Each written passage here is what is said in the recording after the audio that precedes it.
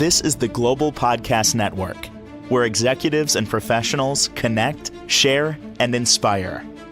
Stay tuned for the conversations that drive success.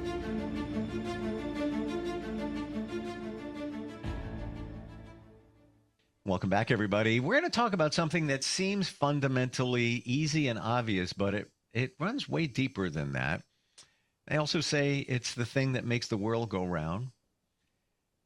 It's also been a part of so many different songs over generations. And I'm going to name some of the titles of those songs. What is love? I want to know what love is. On and on and on. We're going to talk about love today, said to be one of the highest energetic vibrations, and not just romantic love, just love in general. She's a galactic shaman, Reiki master. She's an animal healer, sound healer, and so much more. Shayna Blackmar, our professional of the year, is back with us. How are you doing today? Thank you. I'm doing well. I'm excited. It'll be a great conversation. This is really, again, like a fundamental topic. And I think I've shared this with you, that I pilot in the last 5 years on these words. And I can't deny them. Like I can push it away, but it comes back because I believe in it. Love everyone, trust few, always do the right thing for all. Now go to the first, love everyone. You can really love everyone. You know, you could walk into a store and say, you know, the clerk gives you a coffee and you say, yeah, I just want to let you know the coffee's fantastic today. I don't know what you did, but it's great. And by the way, your hair looks great today too. Being genuine about it, but you're showing a stranger love. I believe we can, but that's where my mind starts right there. Enlighten us on love. Yeah, I think it shows up in a lot of different ways that we don't necessarily connect it to. We have it all separated out, but they're just different forms of love. Forgiveness, compassion, grief even. It's a form of love, of missing that person, that love that you shared together. These are all different forms of love. Um, Another big one is non-judgment, um, gentleness, being happy for others without envy and genuinely wanting someone else to succeed. I mean, of course, you want yourself to succeed, but you can want that for someone else too, right? So it comes in a lot of different forms, and the more we're open to it, the more we can see it and appreciate it and cultivate more. Hmm. Uh, a number of things there. Let's dissect a little bit. So certainly grief. Never thought of it that way, but that comes from love, and wishing the best for somebody. Like when you're scrolling on social media and somebody's got something going on, it's really good. Feeling good for them, like, or maybe commenting, it's like, yeah, good for you, man, congratulations. But doing that on a regular basis, I don't think a lot of us do that. Many of us just like maybe hit a like, and that's okay. But or we don't do anything. Or some of us may look at those things and say, look at my life, look at them, and then just scroll past it. Um, do you feel that if you get in the practice of showing love in those ways, the little tiny ways, it's coming back to you? Like the door is going to swing open in love and positivity coming your way. You shouldn't do it for that reason, but does it really come back to you? Well, I think it depends on the intention, because what Mm. your intention is comes back. If you're genuinely wanting to show someone support, you're going to receive that support as well. If you're genuinely just wanting, if it's self-serving, like I'm going to like their post because I want them to like mine, that may or may not come back. More than likely, as the energies are rising on the planet, it's not going to come back because it's self-serving. It's in service to self rather than service to others, if that makes sense. Mm-hmm. So it all comes down to the intention, and you can even ask yourself, your higher self, how can I support myself today? And then how can I support others. And that can be a like, it could be a comment, it can be opening the door for someone, smiling at someone. It can be lots of different ways. It doesn't have to be big, that's for sure. But uh, what came through this morning, and as I see it, it's so true that what we're doing within is what will then come back. So we have to focus on loving ourselves, forgiving ourselves, taking care of ourselves, self-parenting, asking, and it kind of comes through and is connected as well. It's like, what is unconditional love? If you've never truly known it, how do you know? And you can tune into the heart and ask yourself, what would make you feel loved right now? What would make you feel supported, protected, safe, respected? And the beauty of that is you're also doing healing the inner child work at the same time.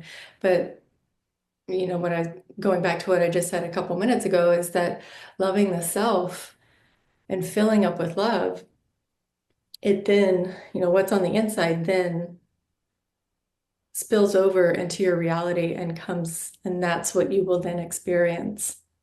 So it's from the inside out always. Mm. Now you've said this before, and you just said it a second ago, and I always say the same thing in my mind. I don't do that, and I forget to ask your higher self, spirit guides, spirit team, whoever, whatever, for an answer. I don't know why I forget to do that. I believe in it, and sometimes you're not going to get the answer right away. But do you do that, and do you find that you regularly get insight when you do it? Absolutely. And it's a part of reprogramming ourselves because we've been programmed to look to the external, ask everyone, look for comments, look for what do all of my friends say? And not that that's bad, but you need to know within yourself Mm. what is right for you first.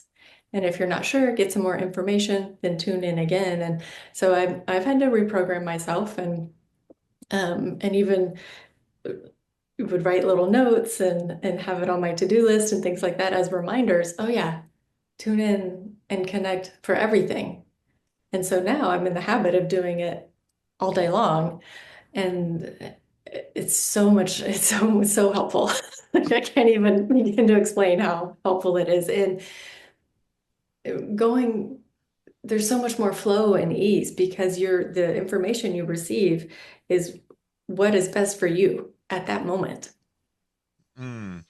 that Do you need. okay. So here's my question on that, and thank you for sharing that. You just got me even more excited about doing it on a regular basis. What you get, the information you get back, is it you know the answer? It's not. Am I looking at this correctly? It's not like these mystical guides coming in and they're saying giving you messages and answers. It's you. You know the answer. It's within. You just need to pull it out. It's your higher. That's what your higher self is. Am I explaining that Yeah, right? absolutely. It's your soul essence that you're connecting with. And you set the intention, okay, higher self or myself, or talk to Shayna, whatever you want to call it. um, you're receiving confirmation from what you know in your heart, but that confirmation, you basically become your own witness, and that is part of being in this reality that's important, and why we end up looking to the external is because we need a witness, but you are your own witness when you're talking to either source or your higher self, and that's confirming. And the information will be exactly what is best for you versus somebody else. And, not that it's always necessarily information that isn't good for you, but they're coming from their own perspective and their own experience and what maybe they want. Hmm. So, you being your own witness means you're getting exactly what is best for you. deeper question. Do you feel that many of us don't do that? Whether, we go deep into the shaman side of things or just generally, we just generally don't do it. We ask outside sources because whether we want to admit it or not, we don't trust ourselves. We don't have like full faith in ourselves. Yeah, I was just going to say that it comes down to we get the information, but then we don't necessarily trust it or we don't follow through. And that, that's a whole other ball of wax as far as building trust within yourself. And so what happens and what I recommend with clients is baby steps, try asking, kind of random questions. Should I wear this dress today or this dress? Whatever. Yeah, It's yeah. something that doesn't really matter. Um, but and so that you can build that trust with the answers that you receive. And the answers come in and they come in quickly. It actually doesn't take a while. It's about tuning into the subtlety that you're receiving, whether it's a feeling, words, flash of color, the red one versus the blue one, whatever. Um, and the more that you trust and follow through with what you receive, Mm. the more you will then receive because you're basically telling your higher self, source, the universe, okay, she's ready for more. We can send her more information. Ooh. When you stop following the guidance that you receive less because you're telling the universe, wait, I'm not ready for this. You are just making a case for this that we should be doing this on a regular basis. We should. Well, because everything you're saying is evidence of there's no denying it. But I believe something else came down for me in that we don't want to take the responsibility, even if we have faith in ourselves, or reasonable faith, and we believe the answer over our journey. It's taking that responsibility. Because if you ask somebody else, hey, what do you think? Should I do this? And they tell you something in your mind, whether if it doesn't work out, you can always say, I shouldn't listen to them. Right? You don't want to say that to yourself. I just got chills. That is actually a huge, huge part of it. Yeah. Yeah, and it comes down to emotional and spiritual maturity because sometimes the information you get, you may not necessarily want to hear, or you may not necessarily want to do. Maybe it's ending a relationship, maybe it's not going to a social engagement that you're getting all this peer pressure to go to. Or something that you used to do but doesn't quite feel good anymore, but you're kind of forcing it, so it could be different things. And if you truly want to keep growing, you got to follow through no matter what it is Mm. that you receive. And that means stepping into responsibility and spiritual maturity. So it's just about what do you choose? And I heard this recently, and I want to deny it, but I can't. When you take responsibility for your life, and part of that is what we're talking about here, you take back your power.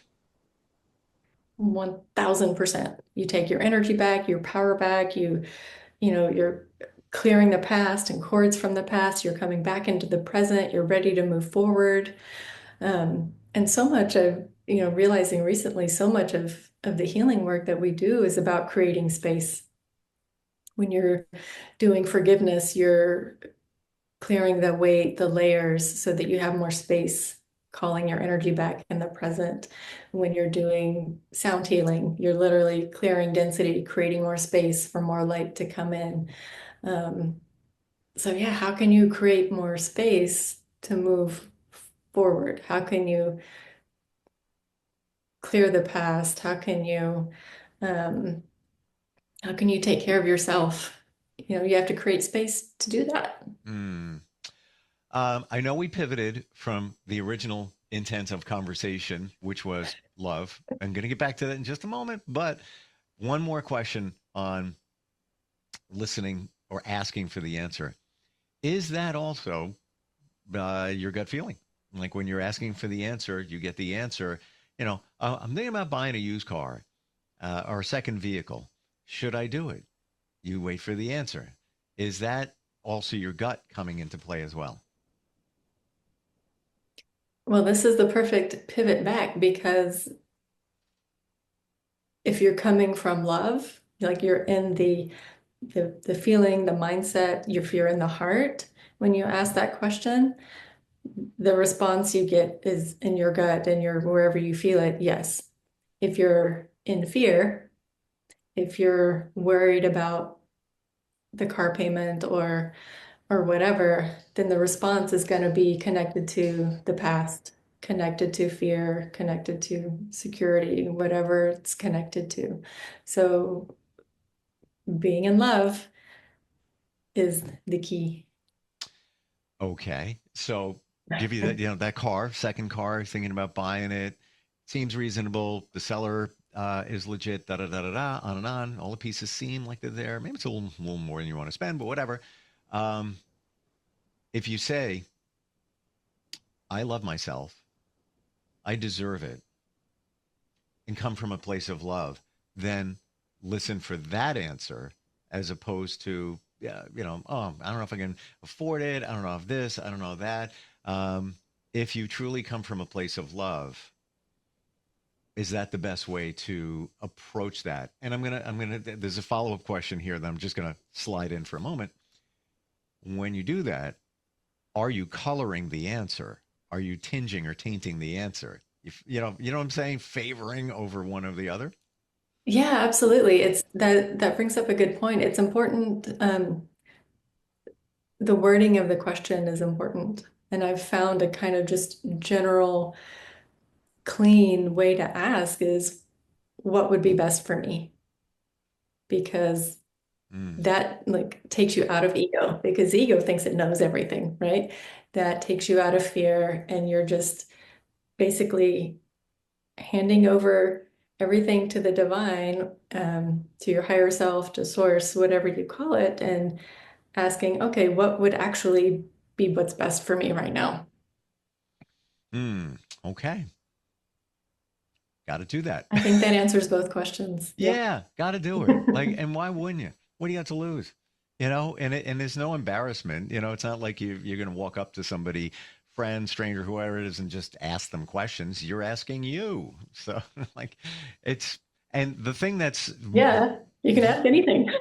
very much sold me on this and really, and I believe in it. I just don't do it because I forget or I don't want to take responsibility, truth be told, for myself. Um, what you said before, once you start doing it, it it a gets easier and it happens more often. You're more connected with self. Like the snowball down the hill, it just gets bigger, better, whatever it might be. What else? Talking about love, what else can you share with us? Things that we should be aware of? Yeah, I kind of thought about I was reminded of the golden rule this morning of do unto others as you would do unto yourself. So if you're not sure how to respond to a situation or a person, you're not necessarily sure um, how you could come from love. This is another good example of ask your higher self for before you talk to the person or make your decision.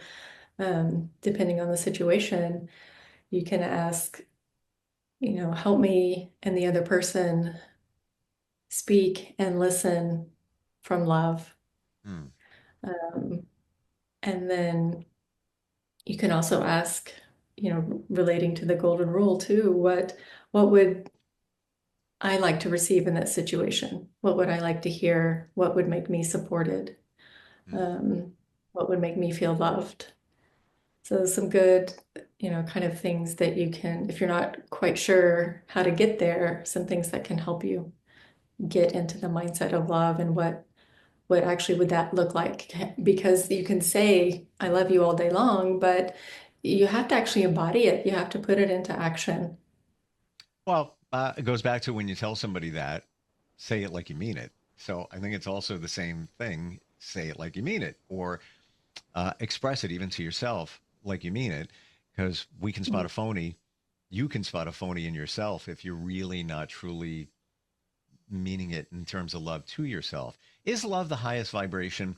I often hear that it's not. I always thought it was. Authenticity is above it. Some have told me that. What are your feelings?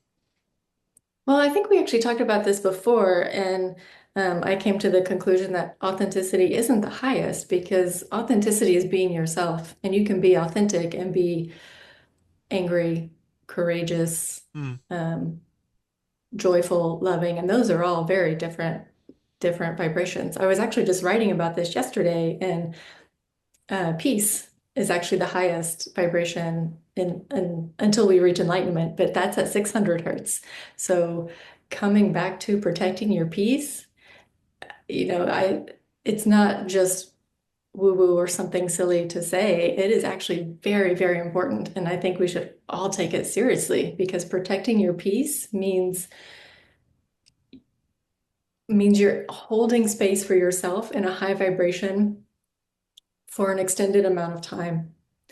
And the more you can hold yourself in that high vibration, the longer you can stay in it. So protecting your peace is actually really, really important. You win. I'm totally I'm totally on board, and I never even considered that. But yes, when you think about protecting your peace, what does that embody?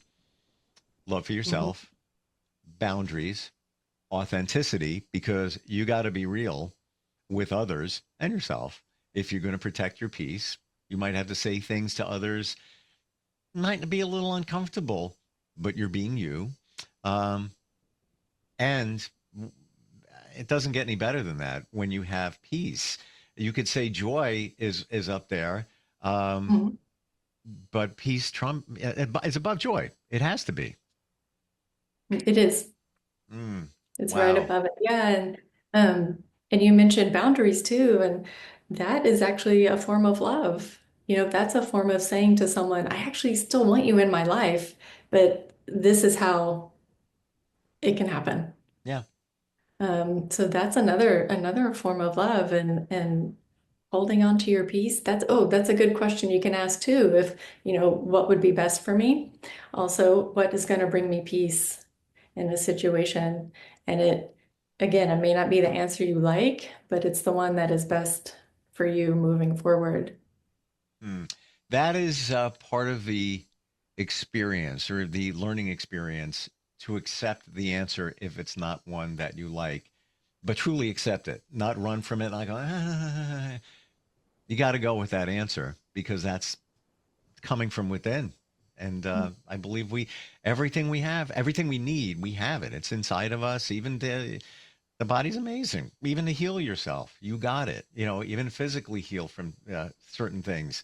It's in you. You got it. You just need to tap into that wisdom and everything going on there. I never thought talking about love would pivot in so many directions, but it does all come back to the same thing now, doesn't it? Yeah, it's all love. Love it Wow. all love. Wow. Um, how do we find you? I know this can get a little woo for some, but this is the beginning of change in your life, transformation, all of this stuff. This is what you've been looking for. And it's interesting. I want to share this. I saw a stat come out recently that said that in one particular religion, doesn't matter which one it is, that the number of people that are joining the religion, and it's a big one, again, it doesn't matter. I saw a stat like 40% increase in the number of people that are gravitating toward this religion. It could be any religion. The point here is people are looking for something. They're looking for answers. They're looking for a change. They're thirsty for something, whether it's religion, whether it's spirituality, whether it's, healing, from our past and all of that. I think we finally woke up. I really do. How do we connect with you? How do we find you? My website is vurusha.com, Vurusha. And I'm on social media at Shayna Blackmar Healing at Instagram. Oh, and don't forget you can sign up for the Mount Shasta retreat. Ooh, That's in August. and where's that going to be? Mount Shasta, Northern California. Northern. Oh, now I got it. Yeah, I Yeah. looked that up. Right. Yeah. Uh, love what you do. Love your approach. I know it's a little woo for some. I can firmly say I've done sessions with you. I still tell others how I feel. I still gravitate back to that feeling from that session like a month or so ago. Walking on a cloud, just amazing. Thank you for being here today, and ask for the answer. That's the takeaway here. Ask yourself for the answer. We'll catch up soon. I appreciate you. Thank you. Thank you. We'll be right back. This is the Global Podcast Network, where executives and professionals connect, share, and inspire. Stay tuned for the conversations that drive success.